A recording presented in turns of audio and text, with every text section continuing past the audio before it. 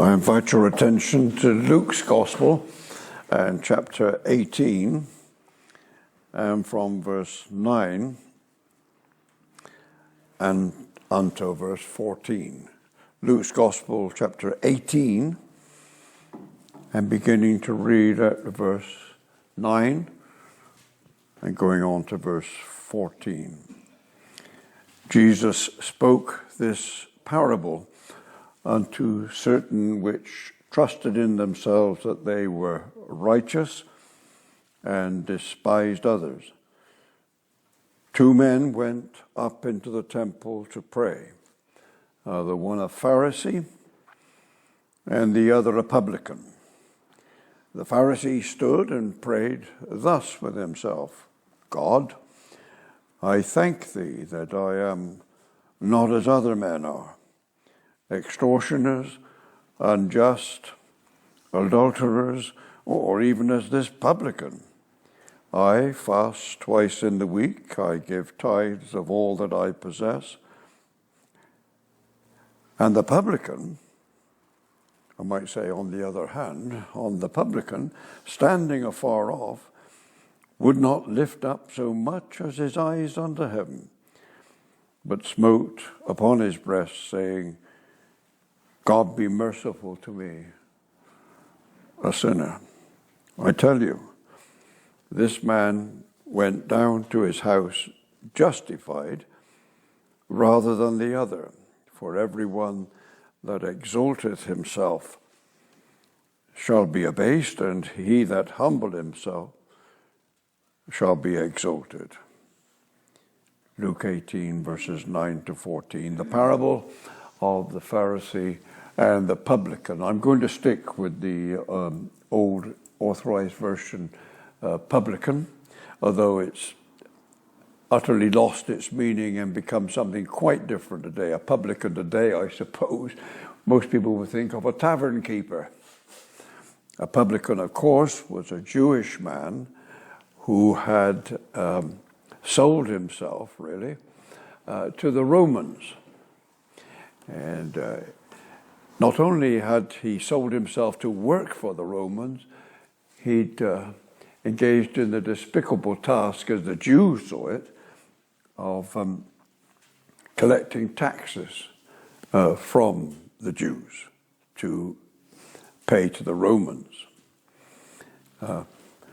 I suppose I've been thinking of some illustrations. I suppose the thing that comes to mind are those collaborators in France when they were liberated, the people who had collaborated with the Germans. You probably read or seen of the kind of treatment they got when liberation came. Quisling has come down, the Norwegian has come down as a name into our language. He went over to the Germans and worked for the Germans in Norway. Lord Haw, Joyce, William Joyce, I think it was, and so on. These people, they have a reputation. They are despicable. That's how people treat them, and this is the meaning of the word publican here. He was a tax collector out of the Jews for the Romans. The Romans were occupying at this time, or an army of occupation. The Pharisee, on the other hand, of course, is the peak of the Jewish society. He's right at the top of the tree. He is a religious man, respected by all, held in great esteem and fear and so on, because he's so good and great a man. Now, I'm speaking on this parable. Let me just say a word or two about parables. Parables are very popular with headmasters and headmistresses because they give the head, or in my day, I'm going back 40 years, but in my day, they gave the head some opportunity to discharge their responsibility of taking a religious assembly. And they had to speak to the little children, and it seems that the parable is a very pretty little story that you can pass on to children and tell them to be good little boys and girls. Several things wrong with that. One thing that's wrong with it, the parable is never a pretty story. Whatever a parable is, it's certainly not a pretty story. If you read the Gospels, even in a cursory way, you'll soon see that the people who heard the parables often hated the parables, and they wanted to kill Christ for teaching them these parables because they got the point. Indeed, this parable, you notice when I opened it, verse 9, and he spake this parable unto certain, and so on. Actually, you could, I don't say translate it, but you could understand that better, I think, and he spake this parable against. This is a cutting parable. Many of the parables are cutting. They're pointed, they're sharp. They aren't pretty stories. And another thing that's wrong with headmasters and headmistresses loving the parables is that Jesus was express. He taught the parables, he taught in parables for a special reason. Parables don't make things altogether easy for those who don't understand the gospel. It takes a spiritual man or a spiritual woman to understand the parables. Christ is explicit about it.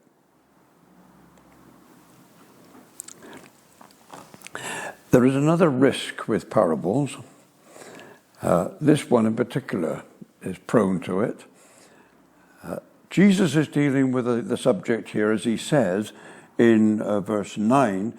He talks about righteous, people who thought they were righteous. And he uses a word in verse 14, justification, justified. Now, what he's talking about here is righteous, being right. Jesus spake this parable unto certain which trusted in themselves that they were right. And this word justification has that idea of being right, of being accounted right, of being right. So we're talking about being right, being justified.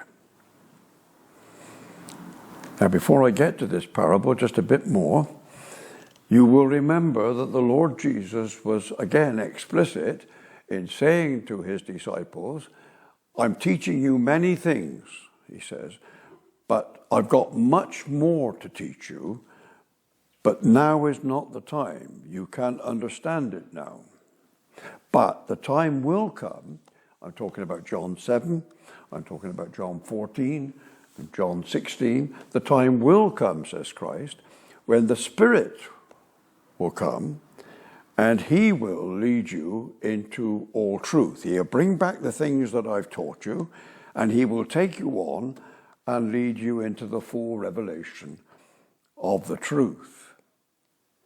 This is the justification, the warrant for us going to the apostolic letters, Romans, Ephesians, and so on.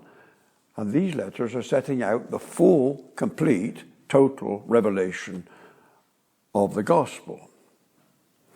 The writer to the Hebrews says, God has spoken unto us in these last days by his Son, yes. But Christ did not complete his ministry of teaching when he was here on earth. Ever since then, after Pentecost, he taught through the apostles and the writers of the New Testament, he taught the full revelation. So if we want to understand the revelation of the gospel in its completeness, we can look at the Gospels. You get the seeds of it there, you get the elements of it there, the principles of it there, yes, sure enough. But the full revelation comes later in Romans and Ephesians and so on. Now the temptation here, particularly with this subject of being right, justified, this is such a big subject, and there are such major passages in the New Testament, these apostolic letters, that preachers can be very much tempted when looking at the parable to launch into those other passages I read one to you just now in Romans 3, to launch into those passages and develop the thing fully. Now, what I'm trying to say is, if you want to understand the full revelation of justification, of being right, then of course you need to go to Romans 1, 2, 3, 4, and 5. You need to go to Galatians 2. You need to go to Ephesians 2. You need to go to Philippians 3, and so on. Those passages set out the full, weighty doctrine of justification. But this morning, I'm trying to hold to Luke 18. And that leads me to one final point in this preparation, as it were. I am convinced that the parables teach one main point. And we can miss that point if we launch into many other things around the parable. Let me explain to you what I mean. Take this one here, I've just mentioned, that if you want the full doctrine of justification, of course you need to go to Romans, Ephesians, Philippians. That's precisely what John Bunyan did. One of the last books he wrote was The Pharisee and the Publican. And it's a long discourse on this passage. That's his text, Luke 18. But actually, it's quite a bit about Romans. Now, I'm not saying what he said was right or wrong. That's not my quibble at the moment. I've got some reservations about what some of the things he said there, but that's not the point. The point is, I don't want to do that this morning. I want to stick to the one point that's in Luke 18. I'm not saying this is the full doctrine of justification, not by any means. But I think it's very important to find that point in the parable. Now let me illustrate it again with another one. Take the parable of the prodigal son. Preachers love the prodigal son. You can go on for weeks about the son who goes away and sleeping in the pigsty and the far country and pig's food, and then coming home and the father running to see him and all the rest of it. And you can expand on all that, and maybe it's very good. But that's not the point of the parable of the prodigal son. That's the scaffolding to hold the story up. I'm not saying it's unimportant, but that's not the fundamental point. The fundamental point in Luke 15, the prodigal son, is this. The chapter opens by Christ receiving sinners, publicans, the offscouring. And the scribes and the Pharisees didn't like it. And they grumbled about it. This man receives sinners and eats with them. So Jesus told them a parable in three ways. The lost coin, the lost sheep, and the lost son. Many verses in Luke 15. Very interesting verses. Wonderful stories. He was a marvelous teacher. But what is the punchline of the parable of the lost coin, lost sheep, and the lost son? It's the last part of the parable. The elder brother. The elder brother would not go in. Go back to verse 1. The scribes and the Pharisees were grumbling because Christ received sinners. He told them this parable. And the elder brother, are you, he said. You scribes. You're the ones who won't go in. These are coming in, but you won't. I'm saying all that so that I can justify a short discourse on verses 9 to 14. Being right, justified. And Jesus knew that in the gathering where the people around him, he knew, verse 9, there were those there in that congregation, in that gathering, in that group, he knew that there were those who trusted in themselves that they were right. Now, right in what way? Does he mean that they were trusting in themselves that they were right in the eyes of others? That's very high on our list. We're all taken with it. As much as we resist it, as much as we protest against it, we are all very much taken up with the idea of being right in the eyes of others. I don't care whether you're talking about clothes or your actions or whatever it is. We are masters at justifying ourselves. We can always find excuses for ourselves. We can always justify ourselves. It started with Adam. Adam sinned. What's the first thing he does? He hides from God, and then when he's called to account, what did he do? He blamed somebody else. Not me, Gov. It's not me. I'm right, somebody else is wrong. It's not my fault. Of course, Jesus means these Pharisees. They thought, they trusted in themselves that they were right. In the first instance, right in the eyes of others. And I'll say this for them. They were dead right. They were right in the eyes of others. The others did think they were right. I'm going to call this discourse not the Pharisee and the publican, but how wrong can you be? How wrong can you be? But in this instance, the Pharisees were right. As far as others were concerned, the Jews, the Pharisees were the peak of righteousness. They were walking righteousness. They were a religious people. And in the eyes of others, they were perfection itself. Now, in the eyes of others, this publican, this tax collector, he doesn't come on the list at all. I mean, he's utterly off-scouring. He's a collaborator.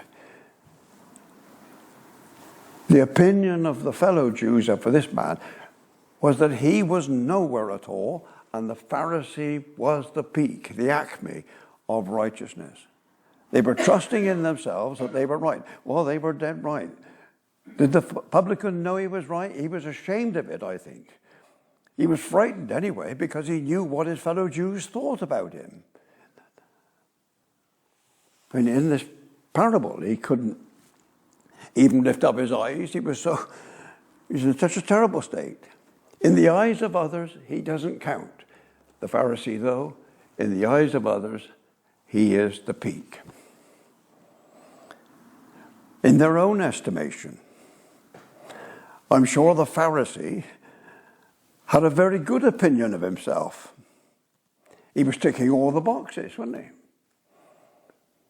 He was meeting all the demands. In his own estimation, self-righteous, he's got it. He is a self-righteous man. He knows he's right.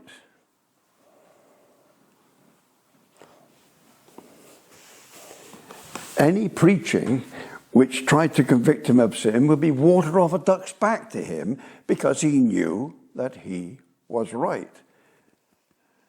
He was right in his own eyes.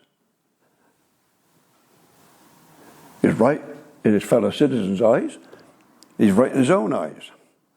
The publican, he's wrong in the eyes of his fellows, and he's certainly not right in his own eyes. But there's one other person to take into account. And that's what this parable is about. In the end, it doesn't matter tuppence what other people think about you. And it matters less than tuppence what you think about you. But there is one that we have to think about. What does God say of him? This is what Christ is speaking about.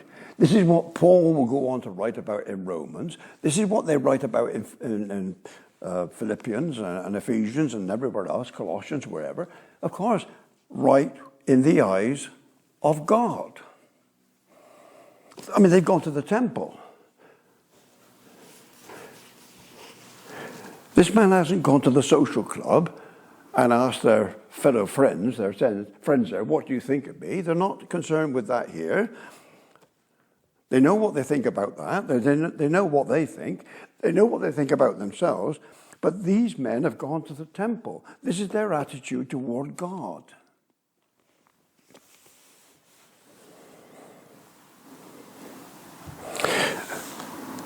It says, 2 men went up to the temple to pray.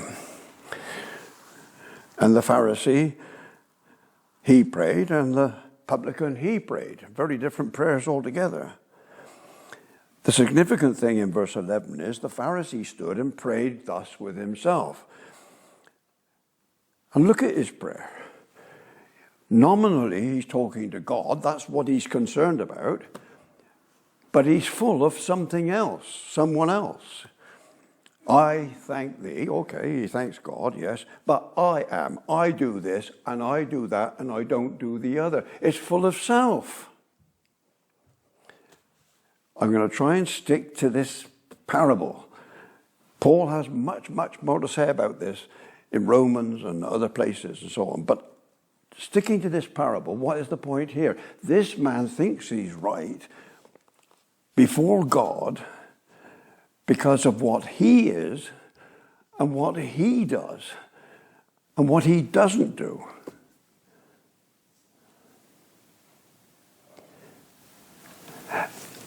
The publican, he hasn't got anything to plead. The publican standing afar off would not lift up so much as his eyes. The only thing he can mention is God. Be merciful to me. His hope is nothing to do with himself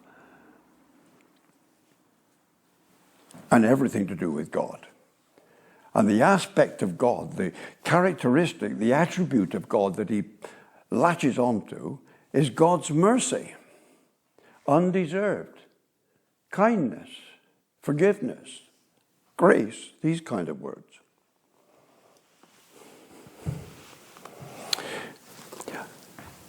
All I'm trying to do this morning is this. How wrong can you be? The Pharisee is right in his judgment of how others regard him. He's right in his own eyes. 10 out of 10 on both counts. But the one where it really matters, he couldn't be more wrong. He thinks he's right in the eyes of God when he's not.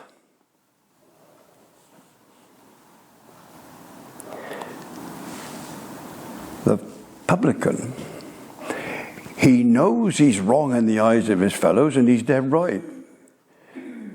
He's wrong in his own eyes, and he's dead right. But he doesn't understand, he doesn't appreciate that he's right in the sight of God. He's wrong too, you see.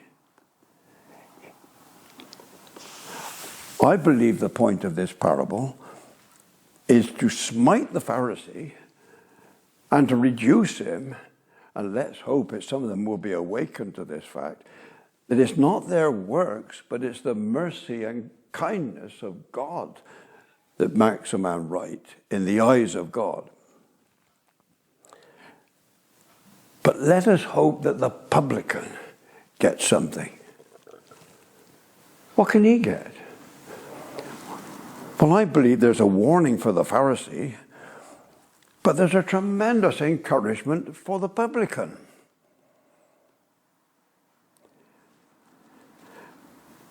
Now, let's get close to it. I think for some of you here, I mean this kindly, this is a word of encouragement I want you to receive. What do you mean? I know there are people who are convinced that to be right with God is nothing to do with their works. Nothing in my hand I bring. They would know the text. They would know that hymn. They would know the text, my righteousness is as filthy rags. They plead nothing. They're in that position. In other words, they fit in with verse 13, spot on. I believe some of you here would be feeling this even as I say it to you. The publican, well, let's put your name there. You can do it. I won't do it for you. Standing afar off, that's about where you would be, isn't it? You don't want to be presumptuous? No. Would not lift up so much as his or her eyes unto heaven, smote upon his breast, saying, God be merciful to me, a sinner. I think there are people here who are in that position and only in that position. What I'm trying to say, very briefly this morning, is this. If you come as far as verse 13, can't you come as far as verse 14? Can't you enter into verse 14? You will agree with verse 13. That's where you are. I am a sinner. I have no deserts. I have no claim. No, okay. Are you going to believe the word of the Lord Jesus Christ or not? This is Christ's verdict. For a man or a woman who approaches God with this spirit, that I have nothing to plead, I have no merit, I have no works, I have no, but you go to church. That isn't it. I say my prayers. No, you preach sermons. No. I say you do this, and I know you do, but that isn't it. You won't plead any of that. But some will stop short there. And they'll stop saying, I'm a wretched sinner, I got nothing to plead, I just hug and just hope, and so on, in a vague sort of way. I tell you, this is the verdict of Christ. I tell you, this man went down to his house justified. Now, that's not the preacher telling you. That's God saying it. That's Christ saying it. That's Christ's verdict.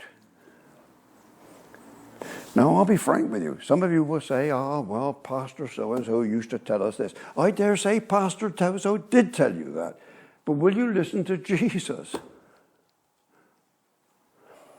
My father, my mother, my uncle, my brother, they used to teach me this and say this. And yeah, I dare say they did.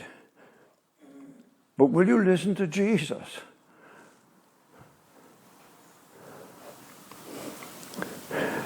I know it sounds very humble and, what's the word? Well, let's leave it humble. You know, I don't want to presume, that's right. But my friend, what are you doing? You're saying you don't believe Jesus. You don't believe the word of the Lord Jesus Christ. He said this Pharisee was all wrong. He was right in the eyes of the fellow Jews. He was right in his own eyes, but where it counted, he was completely wrong. You know what I'm talking about. But the poor old publican, he knew he was wrong in society. He knew he was wrong in himself. But what he couldn't see, it seems to me, he didn't realize that he was right with God.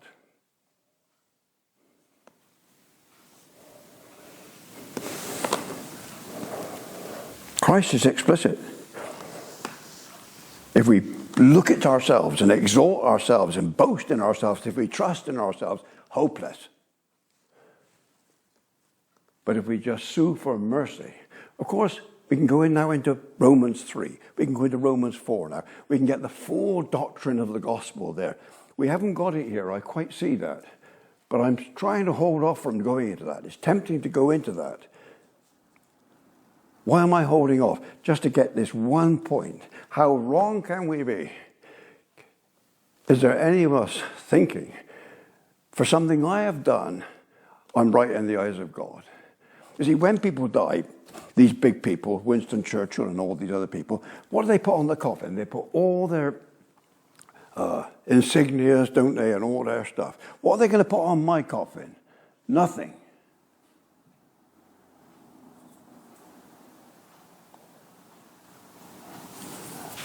My children know that I want no eulogy. Not that there only be any one, but I don't want one. Why not? For this reason, my friend. But your books, your writing, your preaching. No, my friend. Christ, mercy. I'm straying into Romans now, I know. But this is the point, though. It's not me, it's not my works, it's not that, it's Christ. It's God's mercy.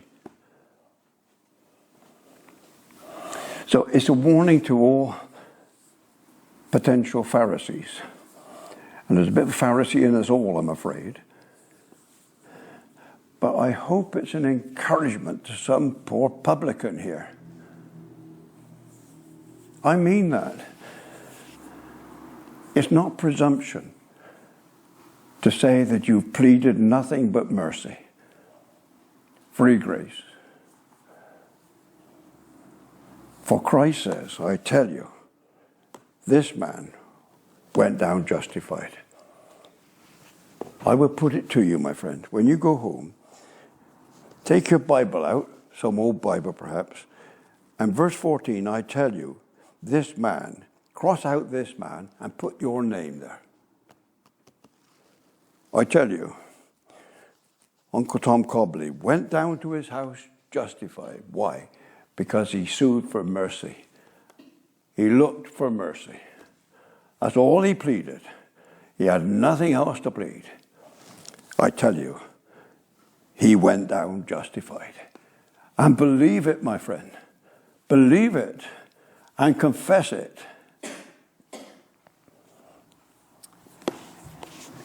If John had been here this morning, he would have rejoiced in that hymn 52.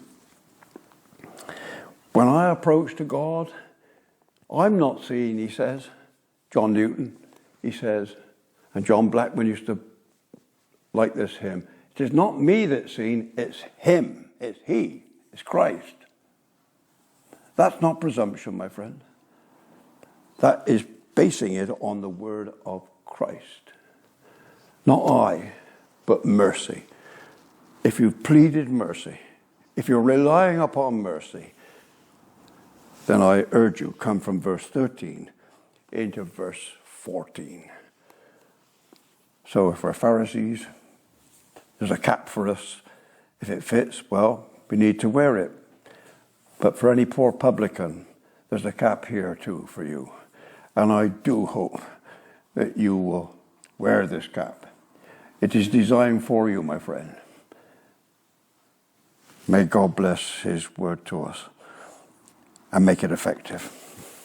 Amen.